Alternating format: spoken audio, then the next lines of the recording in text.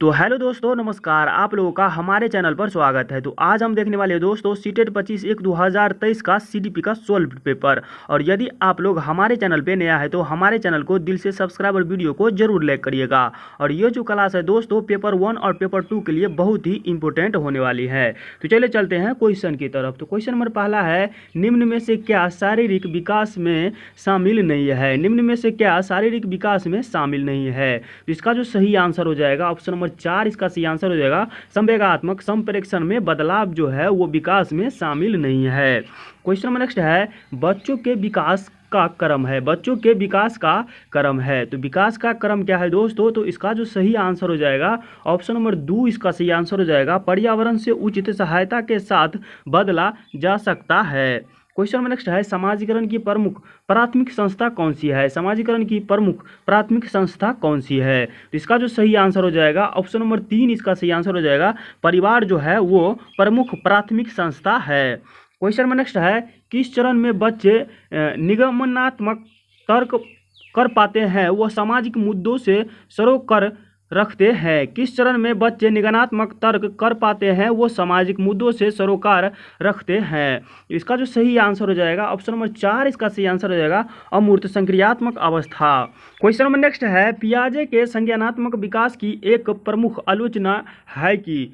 पियाजे के संज्ञानात्मक विकास की एक प्रमुख आलोचना है कि। तो इसका जो सही आंसर हो जाएगा ऑप्शन नंबर 3 इसका सही आंसर हो जाएगा। उन्होंने समाज और संस्कृति के प्रभाव को ध्यान में नहीं रखा है। क्वेश्चन नंबर नेक्स्ट है, पियाजे के अनुसार इनमें से कौन सा कारक संज्ञानात्मक विकास में महत्वपूर्ण भूमिका नहीं निभाता है। पियाजे के अनुसार इनमें से कौन सा कारक संज्ञानात्मक विकास में महत्वपूर्ण भूमिका नहीं निभाता है। इसका जो सही आंसर हो जाएगा ऑप्शन नंबर 3 इसका सही आंसर हो जाएगा, भाषा। क्वेश्चन नंबर नेक्स्ट है, लॉरेंस कोहलबर्ग द्वारा दिए गए उत्तर पारंपरिक नैतिकता के 5वें चरण सामाजिक अनुबंध अभिविन्यास में व्यक्ति मानते हैं कि। लॉरेंस कोहलबर्ग के द्वारा दिए गए उत्तर पारंपरिक नैतिकता के 5वें चरण सामाजिक अनुबंध अभिविन्यास में व्यक्ति मानते हैं कि। तो इसका जो सही आंसर हो जाएगा दोस्तों ऑप्शन नंबर 4 इसका सही आंसर हो जाएगा। नैतिक निर्णय स्व चुने हुए नैतिक सिद्धांतों के संदर्भ में किए जाने चाहिए।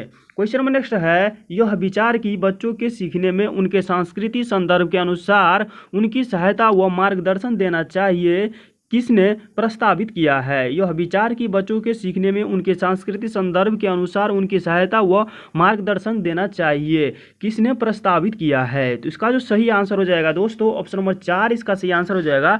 लेव वाइगोस्की ने किया है। क्वेश्चन नंबर नेक्स्ट है, विद्यार्थी को संकेत व इशारा देने सोच विचार की प्रक्रियाओं को मॉडल करना किसके उदाहरण है। विद्यार्थी के संकेत व इशारा देना सोच विचार की प्रक्रियाओं को मॉडल करना किसके उदाहरण है। इसका जो सही आंसर हो जाएगा ऑप्शन नंबर 4 इसका सही आंसर हो जाएगा, पार के उदाहरण है। क्वेश्चन नंबर नेक्स्ट है, डॉट डॉट वाले व्यक्ति विशिष्ट स्वर लय और ताल के बीच अंतर करने में सक्षम होते हैं जिसे पहचानने में अन्य चूक सकते हैं। डॉट डॉट वाले व्यक्ति विशिष्ट स्वर लय और ताल के बीच अंतर करने में सक्षम होते हैं जिसे पहचानने में अन्य चूक सकते हैं। इसका जो सही आंसर हो जाएगा ऑप्शन नंबर 4 इसका सही आंसर हो जाएगा। संकेतमय बुद्धि जो है वो पहचानने में चूक सकते हैं।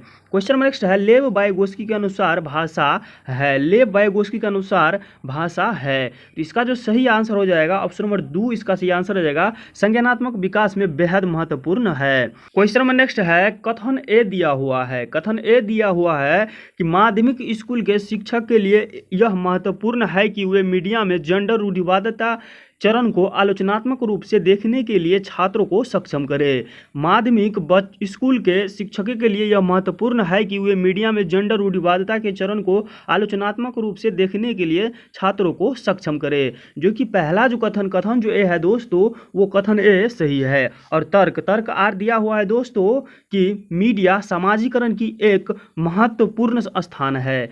मीडिया समाजीकरण की एक महत्वपूर्ण संस्था है। तो ये जो तर्क आर भी है जो दोस्तों वो तर्क आर भी सही है। तो इसका जो सही आंसर हो जाएगा ऑप्शन नंबर पहला इसका सही आंसर हो जाएगा। ए और आर दोनों सही है और आर की सही व्याख्या करता है। क्वेश्चन नंबर नेक्स्ट है, बच्चों के आकलन के बारे में निम्नलिखित में से कौन सा कथन सही नहीं है। बच्चों के आकलन के बारे में निम्नलिखित में से कौन सा कथन जो है वो सही नहीं है। इसका जो सही आंसर हो जाएगा ऑप्शन नंबर 2, इसका सही आंसर हो जाएगा आकलन से चिंतन और भय पैदा करने में मदद मिलनी चाहिए। क्वेश्चन नंबर नेक्स्ट है, आकलन सीखने से कैसे जुड़ा है। आकलन सीखने से कैसे जुड़ा है। आकलन सीखने से कैसे जुड़ा है दोस्तों, तो इसका जो सही आंसर हो जाएगा ऑप्शन नंबर 3, इसका सही आंसर हो जाएगा आकलन सीखने का एक अभिन्न अंग होना चाहिए। क्वेश्चन नंबर नेक्स्ट है, विद्यालयों में समावेशी शिक्षा क्या है। विद्यालयों में समावेशी शिक्षा क्या है। तो इसका जो सही आंसर हो जाएगा दोस्तों ऑप्शन नंबर पहला, इसका सही आंसर हो जाएगा वो किसी व्यक्ति या समूह के विशेष प्रति दृष्टिकोण के परिणाम स्वरूप उपाधि भेद भावकारी और बहिष्कारी गतिविधियों को दूर कर उद्देश्य रखना चाहिए। क्वेश्चन नंबर नेक्स्ट है, शिक्षक बच्चों को सृजनात्मक रूप से सोचने के लिए प्रोत्साहित कर सकते हैं। शिक्षक बच्चों को सृजनात्मक रूप से सोचने के लिए प्रोत्साहित कर सकते हैं। तो इसका जो सही आंसर हो जाएगा ऑप्शन नंबर पहला, इसका सही आंसर हो जाएगा उन्हें किसी समस्या को हल करने के विभिन्न तरीकों के बारे में सोचने के लिए कहकर। क्वेश्चन नंबर नेक्स्ट है, कक्षा में विविधता को पोषित करने के लिए शिक्षक को किस पर ध्यान देना चाहिए। कक्षा में विविधता को पोषित करने के लिए शिक्षक को किस पर ध्यान देना चाहिए। इसका जो सही आंसर हो जाएगा ऑप्शन नंबर 4, इसका सही आंसर हो जाएगा समता पर ध्यान देना चाहिए। क्वेश्चन नंबर नेक्स्ट है, वंचित पृष्ठभूमि के छात्रों वाली विविधता की कक्षा में एक शिक्षक को। वंचित पृष्ठभूमि के छात्रों वाली विविधता की कक्षा में एक शिक्षक को क्या करना चाहिए। तो इसका जो सही आंसर हो जाएगा दोस्तों ऑप्शन नंबर 4, इसका सही आंसर हो जाएगा अपने अनुभव साझा करना चाहिए और सभी बच्चों को अपने अनुभव साझा करने के लिए प्रोत्साहित करना चाहिए। क्वेश्चन नंबर नेक्स्ट है, कथन ए और तर्क आर दिया हुआ है। तो कथन ए क्या कहता है दोस्तों, गुणज वैकल्य से जूझ रहे विद्यार्थी को उपयुक्त सामग्री जैसे हस्त कौशलयुक्त वस्तुएं गणक यंत्र और गणित के ऐप उपलब्ध कराना महत्वपूर्ण है। कथन ए कह रहा है दोस्तों, गुणज वैकल्य से जूझ रहे विद्यार्थी की उपयुक्त सामग्री जैसे कि हस्त कौशलयुक्त वस्तुएं गणक यंत्र और गणित के ऐप उपलब्ध कराना महत्वपूर्ण है। और तर्क आर दिया हुआ है दोस्तों, स्वलीनता से जूझ रहे विद्यार्थी ज्ञात्मक क्रियाओं को बार बार दोहराते हैं। स्वलीनता से जूझ रहे विद्यार्थी ज्ञात्मक क्रियाओं को बार बार दोहराते हैं।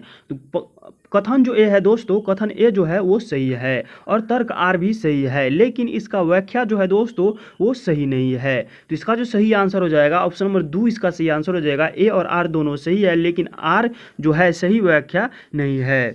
क्वेश्चन नंबर नेक्स्ट है, समस्या समाधान को प्रक्रिया किसके द्वारा बाधित होती है। समस्या समाधान को प्रक्रिया किसके द्वारा बाधित होती है। तो इसका जो सही आंसर हो जाएगा दोस्तों ऑप्शन नंबर 4, इसका सही आंसर हो जाएगा प्रक्रियात्मक स्थिरता। क्वेश्चन नंबर नेक्स्ट है, कथन ए और तर्क आर दिया हुआ है। तो कथन ए करा है दोस्तों, जो शिक्षक यह मानते हैं कि क्षमता सुनिश्चित नहीं है और प्रयास करके उसे बदला जा सकता है, छात्रों के स्कूल में अपने प्रदर्शन में सुधार करने के लिए प्रेरित करने की संभावना प्रस्तुत करने हैं। जो शिक्षक यह मानते हैं कि क्षमता निश्चित नहीं है और प्रयास करके उसे बदला जा सकता है, छात्रों को स्कूल में अपना प्रदर्शन में सुधार करने के लिए प्रेरित करने की संभावना प्रस्तुत करना है।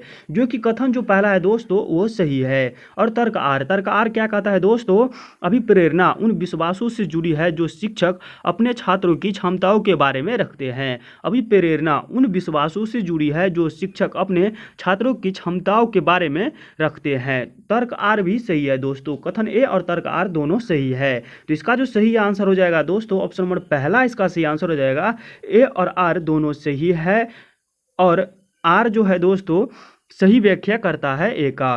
क्वेश्चन नंबर नेक्स्ट है, निम्नलिखित में से कौन सा कथन सीखने के सामाजिक रचनात्मक परिप्रेक्ष्य का समर्थन नहीं करता है। निम्नलिखित में से कौन सा कथन सीखने के सामाजिक रचनात्मक परिप्रेक्ष्य का समर्थन नहीं करता है। इसका जो सही आंसर हो जाएगा ऑप्शन नंबर 4, इसका सही आंसर हो जाएगा मूल्यांकन शिक्षण के अंत में ही किया जाना चाहिए। क्वेश्चन नंबर नेक्स्ट है, कथन ए दिया हुआ है दोस्तों। तो कथन ए कह रहा है, अर्थपूर्ण अधिगम सुनिश्चित करने के लिए विद्यार्थियों से यह अपेक्षा की जानी चाहिए कि ज्ञान को ठीक उसी तरह से पुनरुपित करे जैसे उन्होंने उसे गृहीत किया है। अब कथन दिया हुआ है दोस्तों, अर्थपूर्ण अधिगम सुनिश्चित करने के लिए विद्यार्थियों से यह अपेक्षा की जानी चाहिए कि ज्ञान को ठीक उसी तरह से पुनरुपित करे जैसे उन्होंने उसे गृहीत किया है।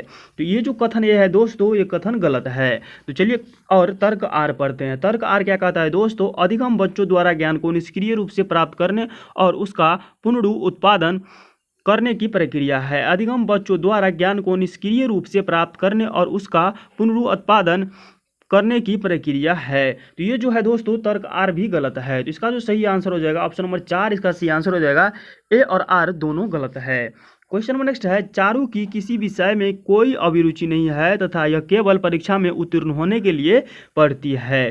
तो चारू कौन सा विद्यार्थी है? चारू की किसी विषय में कोई अभिरुचि नहीं है तथा वह केवल परीक्षा में उत्तीर्ण होने के लिए पढ़ती है। तो इसका जो सही आंसर हो जाएगा ऑप्शन नंबर 4, इसका सही आंसर हो जाएगा असफलता परिहार विद्यार्थी है। क्वेश्चन में नेक्स्ट है, निम्नलिखित में से कौन सी कार्यनीति अधिगम के लिए एक प्रभावी नीति नहीं है? निम्नलिखित में से कौन सी कार्यनीति अधिगम के लिए एक प्रभावी रणनीति नहीं है? तो इसका जो सही आंसर हो जाएगा ऑप्शन नंबर पहला, इसका सही आंसर हो जाएगा अर्थहीन अनुवाचन। क्वेश्चन में नेक्स्ट है, मध्य विद्यालय की कक्षा में किस प्रकार का वातावरण बनाने पर जोर दिया जाना चाहिए? मध्य विद्यालय की कक्षा में किस प्रकार का वातावरण बनाने पर जोर दिया जाना चाहिए? तो इसका जो सही आंसर हो जाएगा ऑप्शन नंबर पहला, इसका सही आंसर हो जाएगा सहयोगात्मक और सहकारात्मक। क्वेश्चन में नेक्स्ट है, नई शिक्षा नीति 2020 जैसे समकालीन नीतियों सीखने के किस शिक्षा शास्त्र को प्रस्तावित करती है? नई शिक्षा नीति 2020 जैसी समकालीन नीतियों सीखने के किस शिक्षा शास्त्र को प्रस्तावित करती है? तो इसका जो सही आंसर हो जाएगा ऑप्शन नंबर दूसरा, इसका सही आंसर हो जाएगा अनुभवात्मक। यदि आप लोग सीटेट का तैयारी करते हैं तो दोस्तों नई शिक्षा नीति 2020 को एक बार जरूर आप लोग अच्छी तरीके से पढ़ के जाइएगा। क्वेश्चन में नेक्स्ट है, बच्चों को नई अवधारणाओं के परिचय का क्रम क्या होना चाहिए? बच्चों को नई अवधारणाओं के परिचय का क्रम क्या होना चाहिए?